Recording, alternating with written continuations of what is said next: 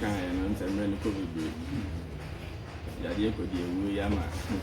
and you men now, Basa. And so Yadia who Yadian who you best married. You can't a radian obey where you bravo. Ayana and Pembriana, I am a yase, among for fire, the editify, and the above suffering. Although we knew a dab upon Obepi, Saint Brembria, you mean a papa, a PSCA, Contabana, or Papa. Therefore, you said me, and I am for your home piece to ye, and I own a kitchen, Pitonia, the Anton Shore. I didn't have the Abwa and I way in ye. And when I make kind, you be nice. Ministers Nebaco. Also, follow protocols in and say, no one to any. It didn't know follow protocols in and so any. And for Yadi, we are young, we are there. So we are watching, say, oh, nephew, now watching, say, Yadi, no before and son or about sorry, dear. And yet, we go to Tavern. The young Coswana, young Kuta, a Radimu, and a Rade, a bamboo, a diasopa. Amen. About Freddy, a war, India. Now, and no, we didn't know story, Kaka, no much as say. Last year, December, and no professor said he had a bad this year. And so, boy, I anything, and marching, I didn't know unity or man.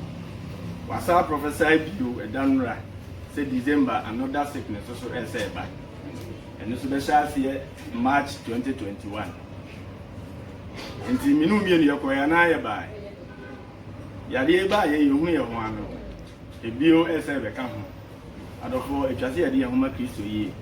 se wo Kristo awo ade ni na Kristo bambo no eda so a ede ne coronavirus ede ne yare a eba unsuro because we follow protocols ni na Kristo die ye fa prima ye ho to ne so a ye ho ebeto yen ekusi ewie amen and emre ne continue be hyen bi kakra bi nanka ye won sem ne mo kampa ba temre ne ko ese ye di aban emra so. Inti metu chapter short. Here we call Isaiah chapter 11 verse 1 to 4. Isaiah chapter 11 verse 1 to 4. Isaiah 11 1 to 4. From the stamp of Jesse, and the branch from his root shall bear fruit, and the spirit of the Lord shall rest upon him, the spirit of wisdom and understanding, the spirit of counsel and might, the spirit of knowledge and of the fear of the Lord. And his delight shall be in the fear of the Lord. He shall not judge by what his ears hear, but with righteousness he shall judge the poor, and decide with equity for the meek of the earth. And he shall strike the earth with the rod of his mouth, and with the breath of his lips he shall kill the wicked. Amen. And then because of the spirit of the fear of the Lord. I'm sure I'm sure at you. You say, Uti as I see so, not say, Yaman and two more. Why certain Ruby and I didn't realize it. Was any previada operation Yaman, Concuna, a bet no, I'm sure home at the mouth, you're sure young coupon, say, or you can say, Onukuto. And it just all done.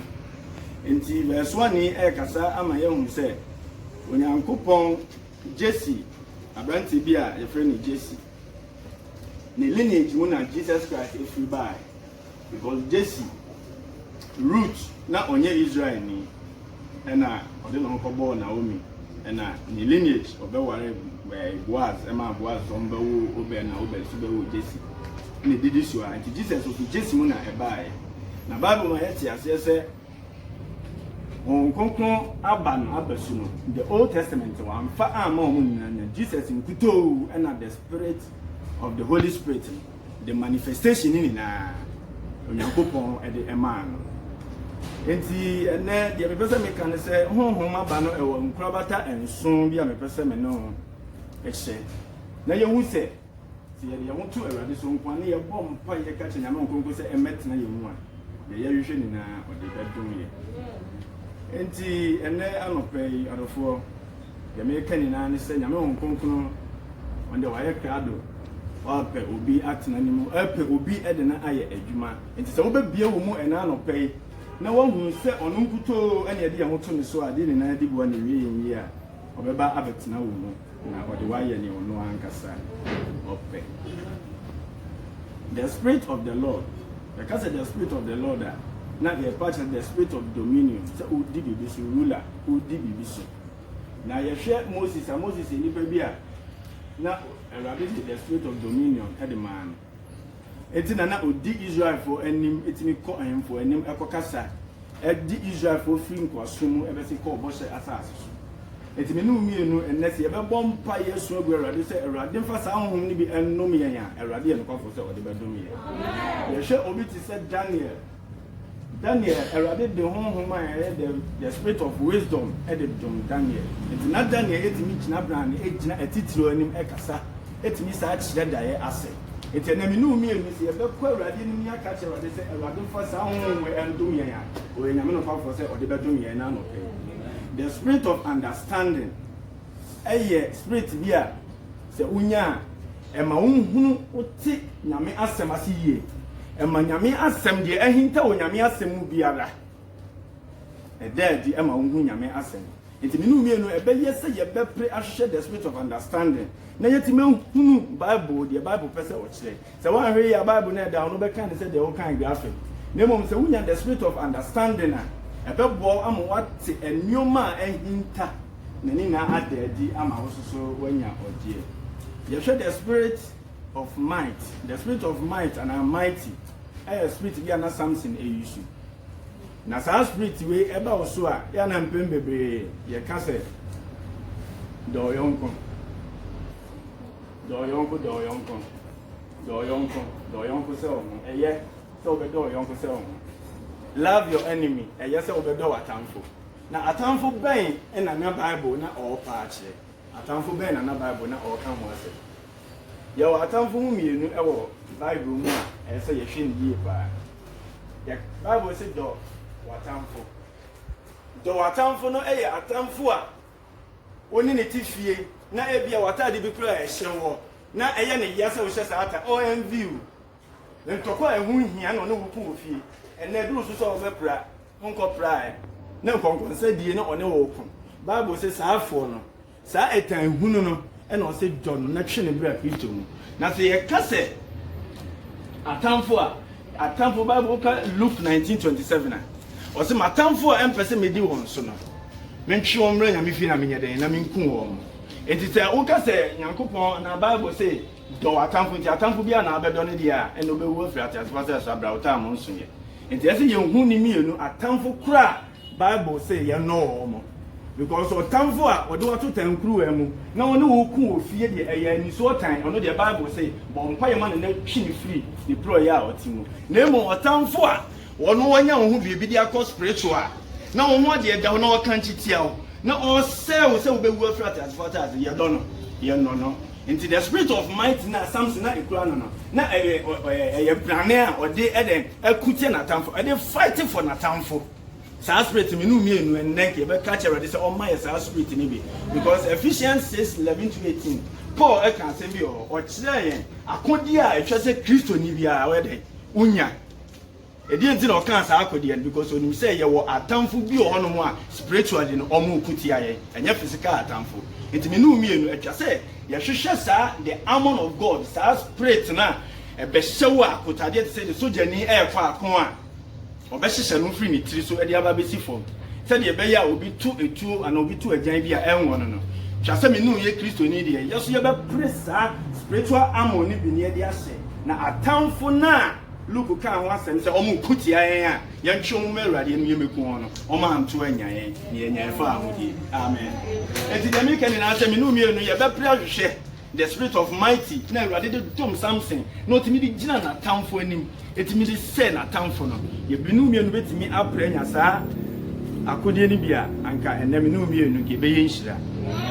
the spirit of cancer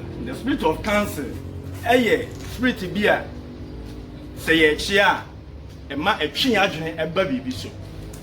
empempe bebre ye ti asase so ye nyoma bebre at the end na ye nu ye ho se ye sa ade no if you say ye bibi a ye nko so to Erade ye nko Erade no mfa de kura ye ne nko Erade no emusa Erade ti ye adwene ne ye nipadua na ye sa ade no nti ye be wie no na afi age ye nsem bitimi hu ya anka nti ebe yesa ye agidifo e de me no mienu ka ye be pressure the spirit of counsel say de be ya dani nara say ye ko wayward ye ko ye chia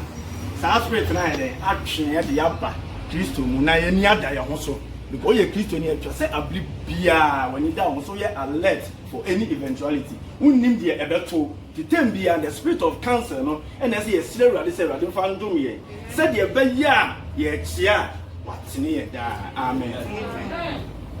After the spirit of knowledge, you know me, it just say you appreciate the spirit of knowledge. The spirit of knowledge, you know, spirit you hear, now it be review and your man and entire the say.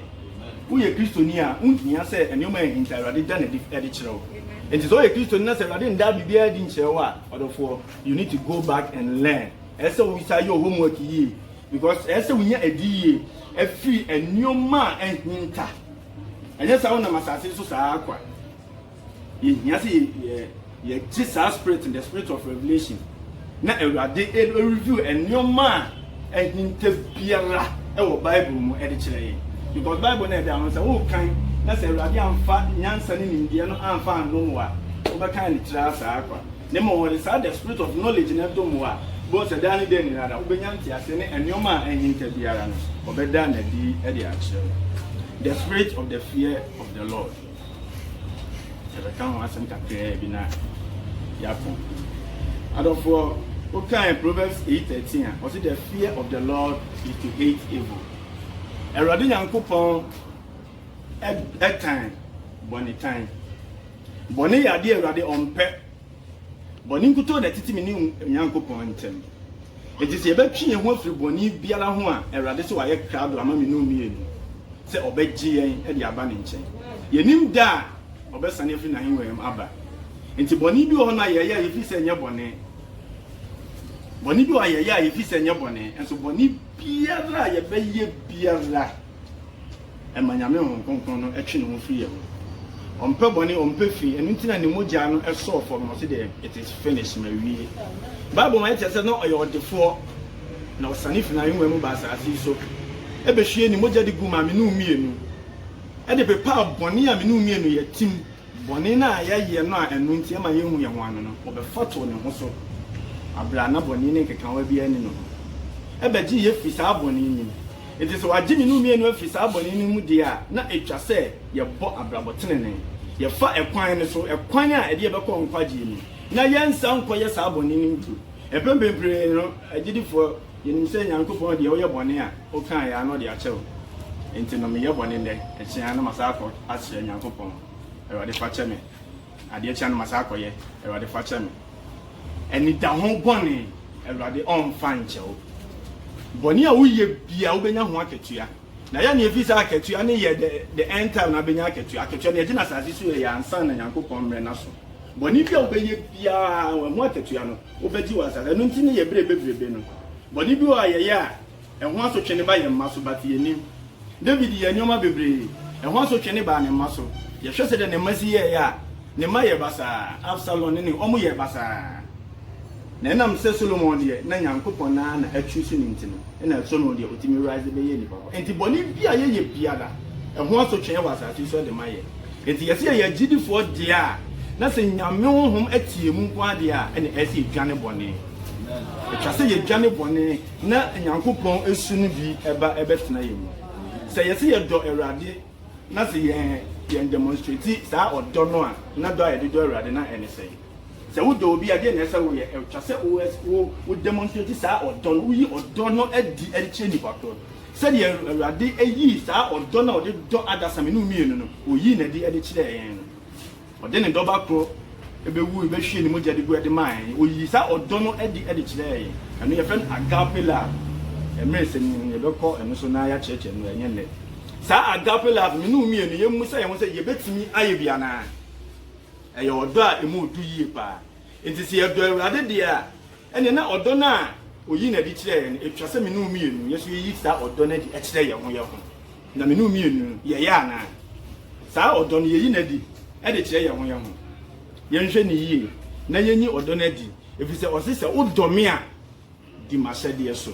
John 14:50 o se odome a di mahye so enti ono do ye enti no no oba ya ode ne doba de bebo afode ma yen enti die na so yeso yese ye se yeso be do ne back de a na odo oyi na di kire yen no yeso yi sa odo ni bi adi a kire ne de a ene o se ye ni na ahyede so ahyede no udi so de a na chese wodo ewrade so enti me ni sa ahyede no so de a sa emra no na emra be na o ka ho asem se menu mienu ye be dudo ye ho love one another sa emra na o ka no enye emra Moses shato ho apamda de enim new commandments na ono be wuye no o be gu ho ma ye sa emra no na o ka ho asem se menu mienu ye be dodo ye ho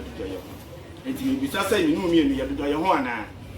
ye di odo di e de kire ya ana ye no ye ho because wo hwe unnua de obi be ye de a kire ni nua en kire se odo ni nua enso so o se oye ogidi ni oye Kristo ni mapa edu kwasi ada oba asore na me ka cho se asore ko no en kire se oye ogidi ni o ogidi ni ni eni abrabo a wo bo life na eti mu na abrabo na wo bo no ufie ho no abrabo na wo bo no wodwuma mu ho no enu na ebema ye hu uni baba se de otie na asore dem ha de ehia dem a ye be hia na Kristo sum na nkasa de ene wakoma sen na usi bo abrabo no fa ye ba asori dem ani abaye konkron sima rade o se de ye wia ye nya du fia kwasi ada apa ho asa efidu ada ekọ no ko hwe abrabo ni suban bi a o da na di woni fie na dwuma mu ho eno eye Kristo sum ana eno enye Kristo sum enti ye pese Kristo ebetena ye mu